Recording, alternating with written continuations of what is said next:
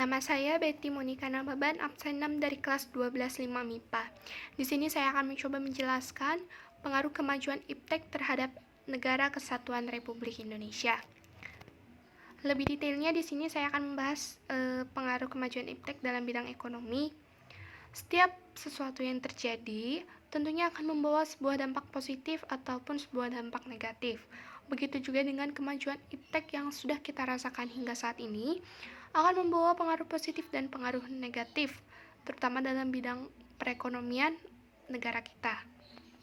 Di sini yang pertama yang akan saya bahas yaitu pengaruh positif, di mana pengaruh yang mengarah ke arah yang lebih baik. Yang pertama di sini meningkatnya investasi asing atau penanaman modal asing di Indonesia.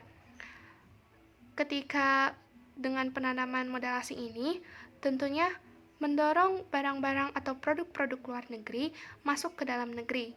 Nah, produk-produk luar negeri ini bisa menyebar ke seluruh lapisan masyarakat sehingga masyarakat bisa tertarik karena harganya yang lebih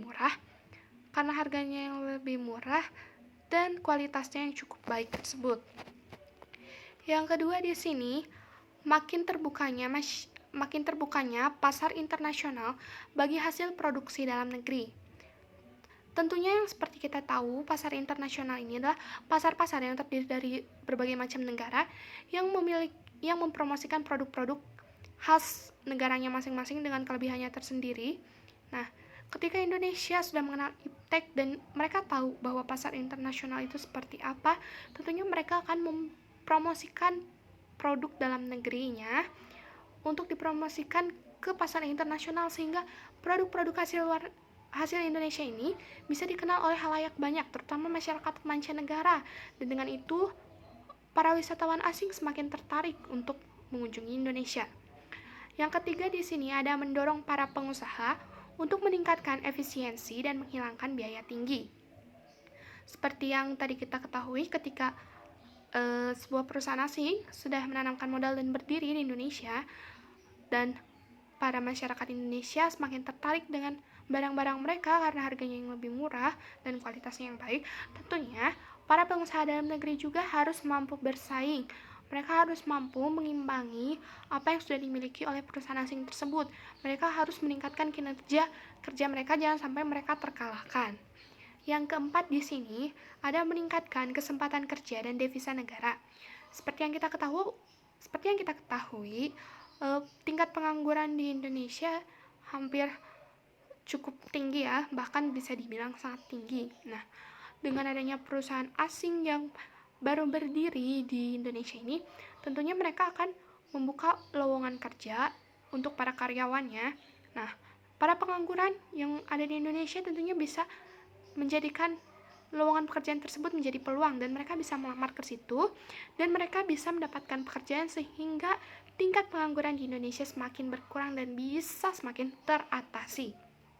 Nah, selanjutnya yang kelima di sini ada meningkatkan kemakmuran masyarakat. Setiap masyarakat tentunya terbantu ya. Menurut saya mulai dari anak kecil pun yang masih TK, tentunya yang sudah masuk sekolah, hingga para pekerja ataupun orang-orang halayak banyak sangat terbantu dengan adanya iptek saat ini. Saya merasakannya karena saya sebagai pelajar, terlebih di masa pandemi ini yang mengharuskan bersekolah secara daring, tentunya memudahkan saya berkomunikasi dengan guru, teman, untuk mengerjakan tugas, mempelajari materi, dan bisa mencari ilmu-ilmu sumber dari yang lainnya dengan adanya iptek saat ini. Dan menurut saya para pekerja kantoran juga terlebih yang sudah berkeluarga tentunya ingin bisa membagi waktu ketika berada di kantor dan di rumah. Nah, untuk memudahkan pekerjaan mereka tentunya mempunyai teknologi yang sering kita lihat saat ini seperti komputer, dan yang lebih mudah, yang lebih sering dibawa kemana-mana yaitu laptop, bisa memudahkan pekerjaan mereka untuk di rumah. Atau jika ada yang tidak punya pun, warnet sekarang sudah banyak ya. Itu juga merupakan dampak positif dari kemajuan iptek saat ini. Semua orang bisa mengaksesnya. Ketika yang tidak mempunyai barang bisa pergi ke warnet saja. Yang terakhir di sini ada menyediakan dana tambahan untuk pembangunan ekonomi. Kita tahu pembangunan ekonomi di Indonesia belum cukup merata, terlebih di wilayah-wilayah terpencil atau wilayah-wilayah kecil. Kebanyakan pembangunan ekonominya belum berjalan terlalu lancar karena dana yang dimiliki oleh pemerintah Indonesia masih kurang ya.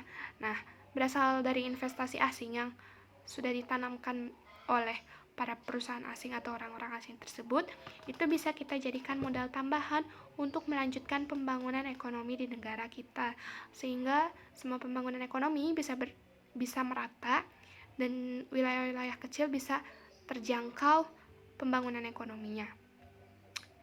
Di sini kita masuk ke pengaruh negatif, di mana akan membawa ke arah yang lebih kurang baik atau buruk ya.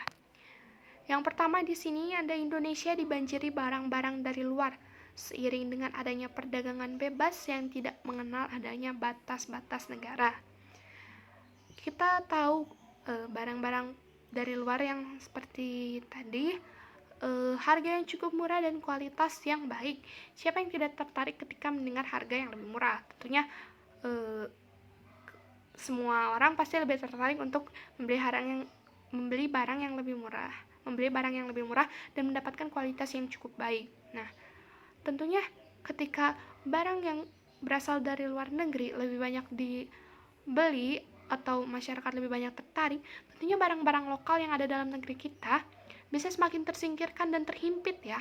Nah, karena barang-barang lokal ini sudah kalah bersaing dengan barang-barang yang berasal dari luar negeri ini yang menarik perhatian masyarakat saat ini. Yang kedua di sini ada pemerintah hanya sebagai regulator pengaturan ekonomi yang mekanismenya ditentukan oleh pasar. Jadi ketika permintaan pasar terhadap barang A meningkat sekali dan permintaan terhadap barang B tidak ada sama sekali atau sedikit, maka para pemerintah bukannya berusaha mengimbangi, melainkan pemerintah semakin memperbanyak produk A, apalagi terlebih jika produk A ini berasal dari luar negeri. Tentunya si produk B akan semakin tertinggal kan. Misalkan produk B ini produk dalam negeri kita, yang A semakin meningkat terus dan pemerintah semakin mengutamakan yang A karena masyarakat semakin banyak yang menginginkan barang yang A. Harusnya pemerintah bisa mengendalikan hal-hal seperti itu. Pemerintah harusnya bisa membatasi dan mengimbangi barang A dan barang B tersebut, permintaannya beriringan ya, tidak ada yang lebih tinggi ataupun yang lebih rendah. Yang ketiga di sini ada timbulnya kesenjangan sosial yang tajam sebagai akibat dari persaingan bebas. Nah, persaingan bebas tersebut bisa menimbulkan pelaku ekonomi yang menang dan yang kalah. Nah, tentunya di sini sudah jelas ya, yang menang itu menurut saya perusahaan asing dan yang kalah yaitu Indonesia, karena mungkin entah faktor tenaga manusianya yang kurang mengetahui tentang teknologi, bisa saja para perusahaan asing lebih menguasainya sehingga mereka bisa memonopoli pasar. Berawal dari situ mereka menjadi menguasai pasar Indonesia, dan kita yang justru sebagai rakyatnya hanya bisa menonton dan hanya bisa diam saja melihat bagaimana perusahaan asing memonopoli pasar kita.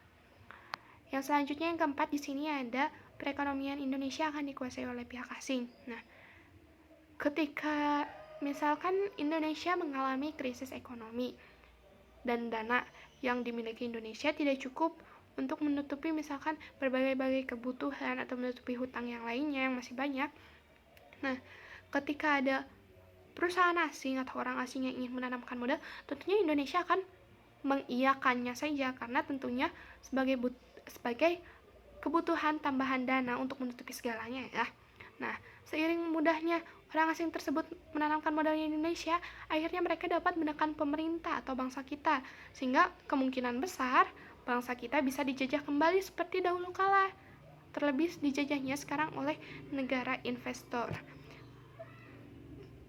Indonesia tentunya kan pasti membutuhkan dana tersebut, jadi ketika perusahaan asing membantu dan Indonesia semakin mengiya-iyakannya saja, tentunya perusahaan asing tersebut semakin berkuasa karena istilahnya tanpa ada saya berarti Indonesia ya gak akan nggak akan semakin berkembang atau nggak bisa menutupi krisis ekonominya.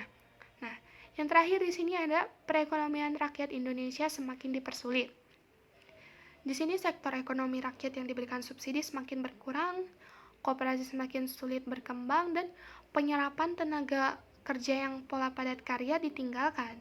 Nah, mungkin sekian dari saya. Pada intinya, iptek memang sangat bermanfaat dan sangat dibutuhkan untuk masa saat ini, mulai dari anak-anak, terlebih yang sudah bersekolah, termasuk para pekerja, dan orang-orang yang membutuhkan lainnya.